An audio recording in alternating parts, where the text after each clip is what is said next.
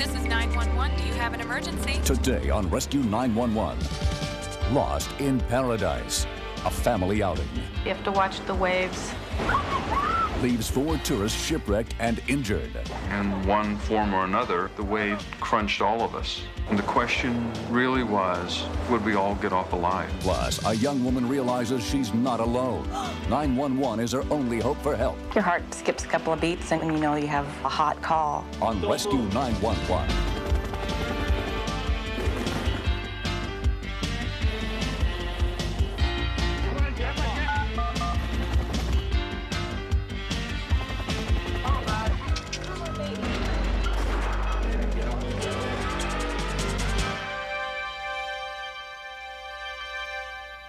Nowhere is the true spirit of the holidays more evident than in families who've received a second chance at life. We begin in the Caribbean, just offshore from one of the British Virgin Islands on December 25th, 1991. Tom and Gina Muha of Annapolis, Maryland, were celebrating that Christmas day with their 16-year-old son Brian and 14-year-old daughter Stephanie aboard their chartered sailboat. The problem with the north shore of the Virgin Islands is that if there's a big storm out in the ocean, then there's nothing to break it up. And so it'll run for as much as 3,000 miles and build up a big swell. They're not like your normal wave. They're extremely powerful, and they are extremely deceptive.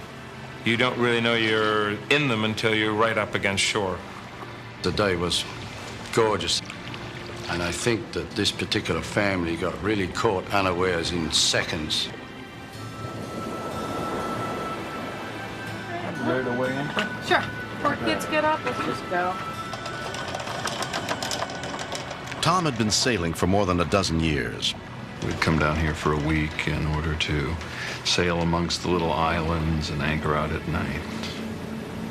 The winds are usually very favorable, the seas are pretty calm. Snorkeling is wonderful. What are we going to do today?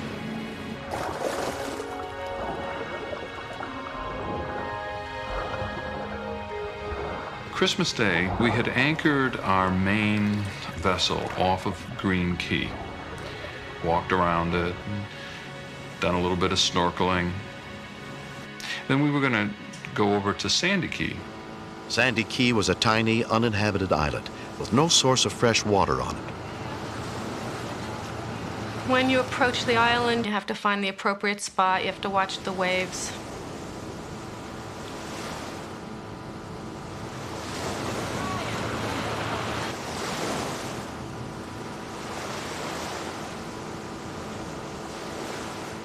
Yeah, it'll be fun. How pretty the water is.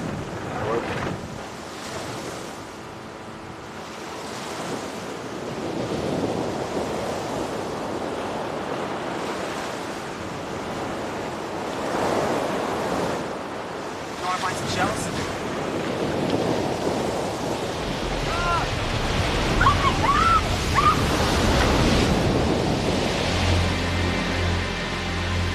When we continue, I did an accounting to see where everybody was, and I could not find my daughter.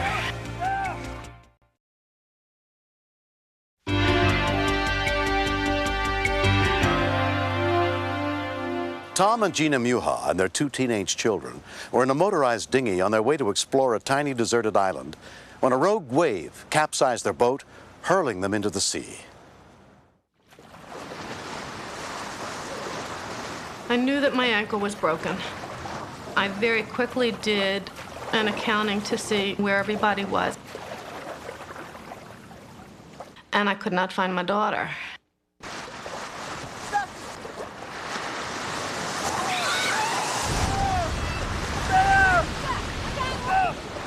Our daughter was trapped underneath the boat, and it was very hard to get her out because my shoulder had been crushed.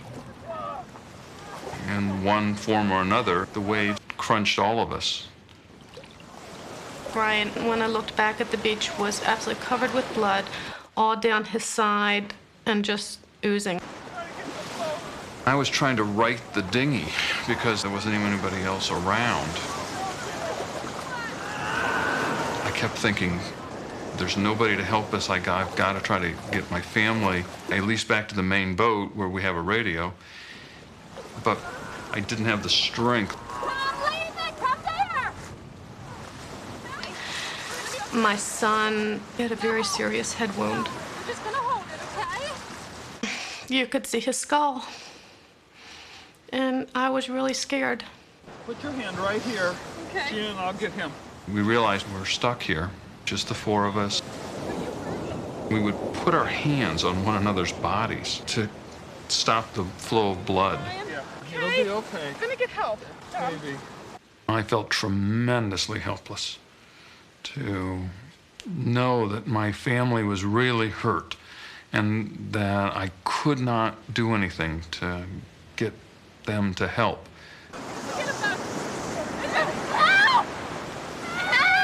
There was a small boat that we noticed offshore going by.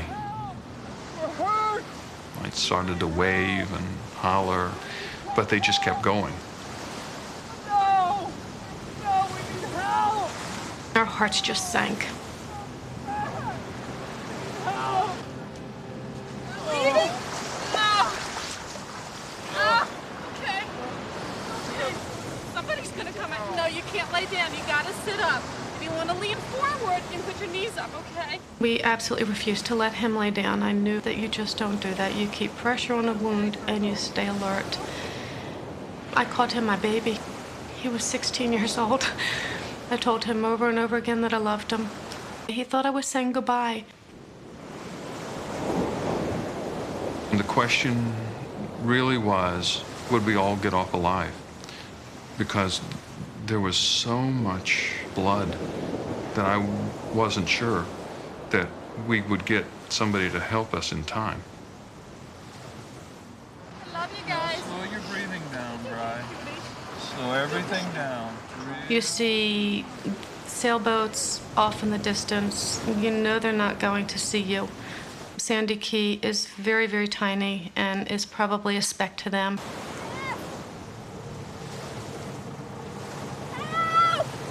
Over here!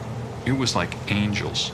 It was like angels coming out of the water to help us. We're gonna have to wait for a wave.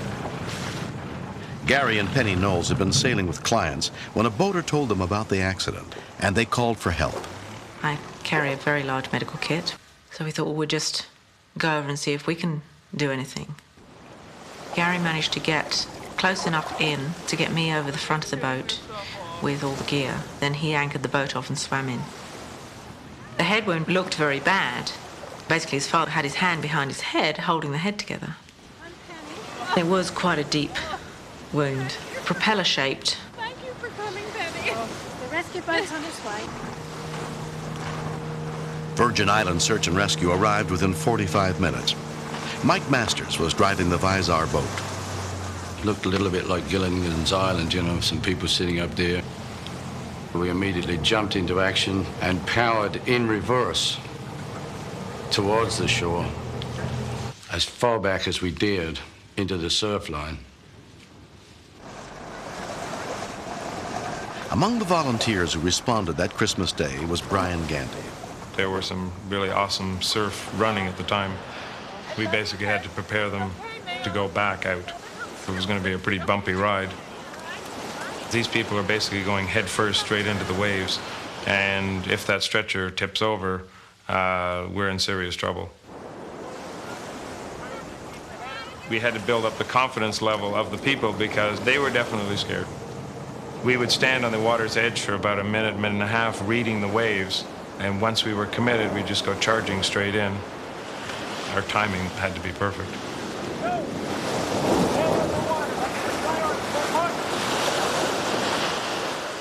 It was a very scary thing to see your son being taken away, strapped down in a floating gurney, and I thought to myself, if they lose the grip, they lose Brian.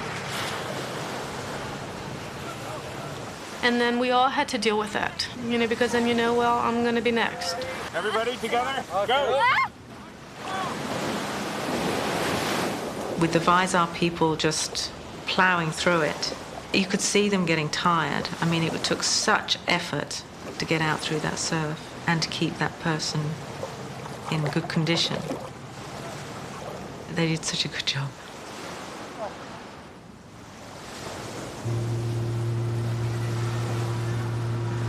They had put my head in a collar. I could not turn my head left or right to find my children. But I really needed to be able to know that they were okay and to touch them. What you realize in a situation like that is that you really are a family, and that you need to take care of each other, and that you can take care of each other. All of these little frictions that go on between parents and teenagers are really insignificant. There's an incredible amount of love. After being examined by a doctor and nurse picked up from a nearby cruise ship, Tom, Gina, and their 2 children were treated at a local hospital and released within a day.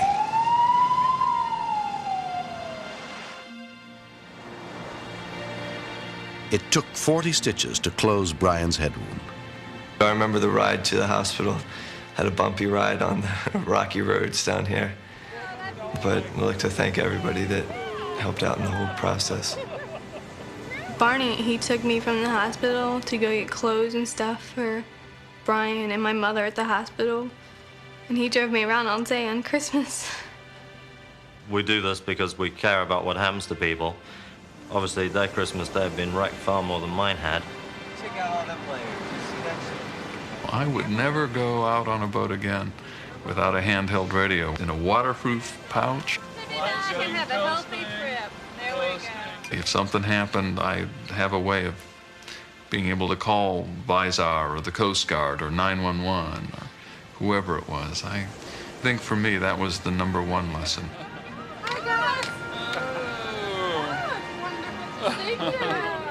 If that boat hadn't seen them go up on the shore and come over to us, and that we could have radioed, then it could have been too long for somebody to find them.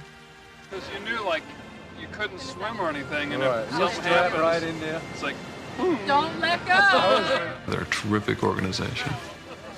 These people got up, left their homes on Christmas Day, and saved our family.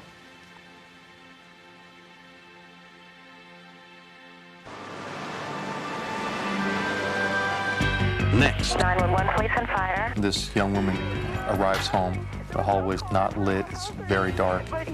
The house she thinks is empty. Oh my God.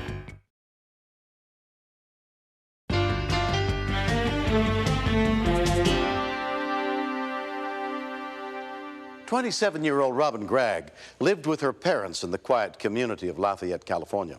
But on July the 11th, 1994, after spending the night at a friend's, Robin returned home to discover that all was not as she had left it.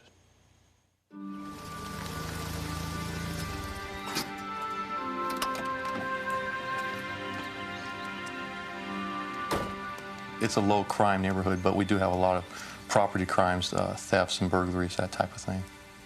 But there are rapes in Lafayette.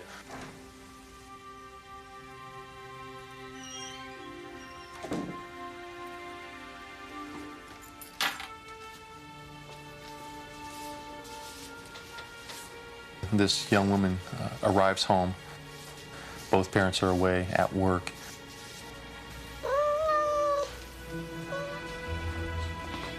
Kitty, how you doing? The hallway's not lit. It's very dark. The house she thinks is empty.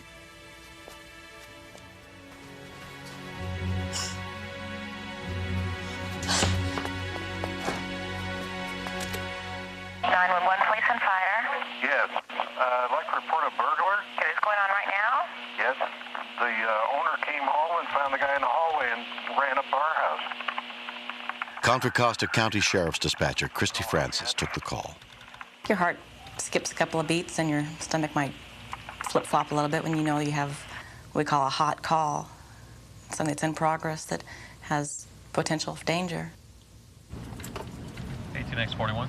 When Lafayette police officer Eric Navarro and his partner were dispatched to the house, they were 4 miles away. Up on View Alta.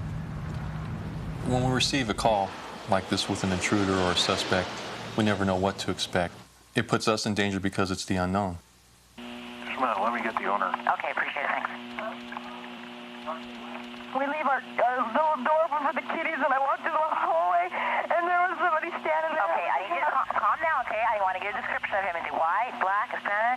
White. It was the hallway was dark. Okay. Walking to go. Can you tell me how the cat? Okay, calm down, okay? Let me ask some questions, all right? Can you tell me how tall he was? He was about 5'7". Okay, what's up? And a hat, like a straw hat kind of thing. It was down by my room. And the thing. Okay, Robin, stop. Okay, let me ask you some questions, okay? The call was difficult because she was so upset. It was hard to get information from her. Did he leave in a car? No, there's nothing. There was no car in front of our house or anything, but he just froze. Oh my God, it was a person. It was a person. Okay, can you tell what else he's wearing, Robin? Shorts and a T-shirt. I think it was so dark, and I know there's a hat on him. You know, a guy about could be 25 years old. And Was he still in the house when you left? Yeah. I know, I saw a body right there. Okay, Robin, calm down, okay? Whenever you send an officer into a potentially dangerous situation, you try to get as much information as possible. It's real frustrating at times when you're trying to take a call and you feel that there's more information that you should get, but you're not able to get it.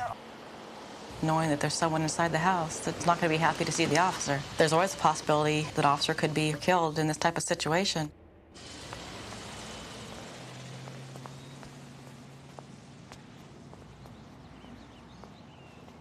I don't know where the intruder's at.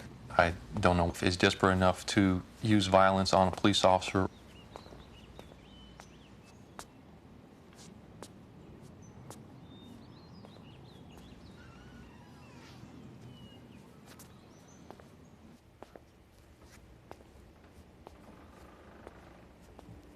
The suspect has the advantage. They can hear me coming into a room, an entryway.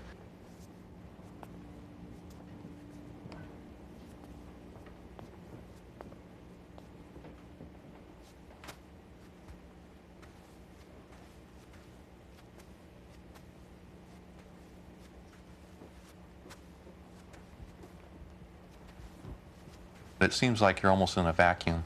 Even though your body and your mind's going 100 miles an hour, it almost seems like time has been slowed down.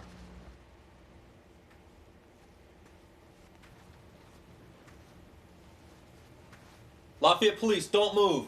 Do not move. I don't want to shoot a person that's unarmed. Don't move. But then again, I also don't want to be hurt. In that one instant, I'm thinking, shoot or don't shoot.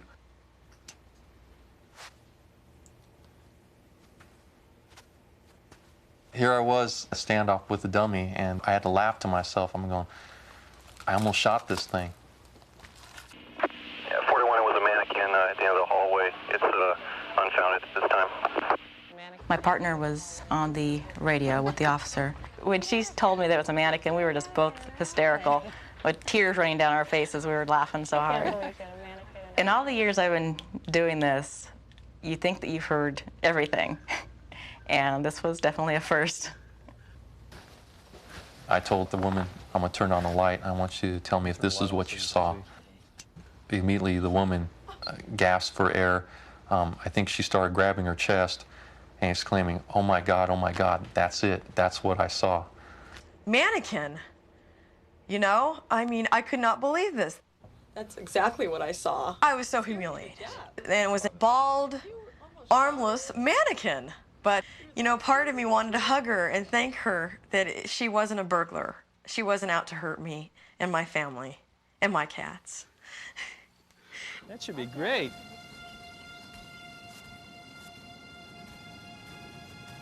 I found out about all this when I called home and a policeman answered my phone. He says, there's been a problem here. Lady, your mannequin almost got shot.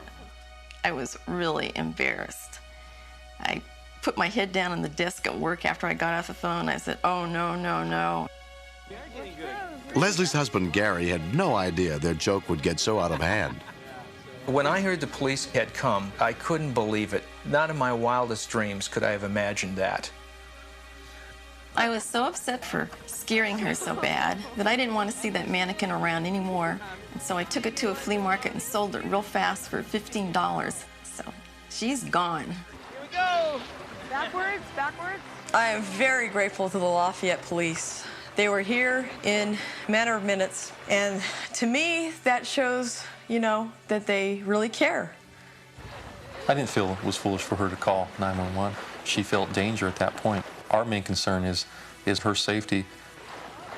If someone notices their house has been disturbed or broken into, call the police. Don't even go into the residence to check it, because you have no idea if there's someone still inside or not.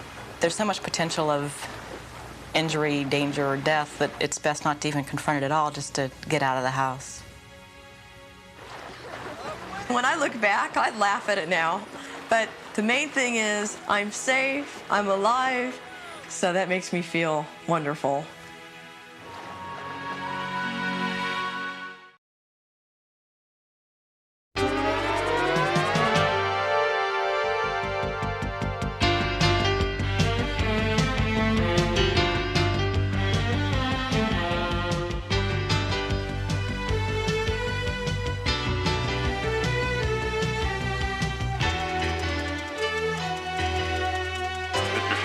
Step out of the car, please.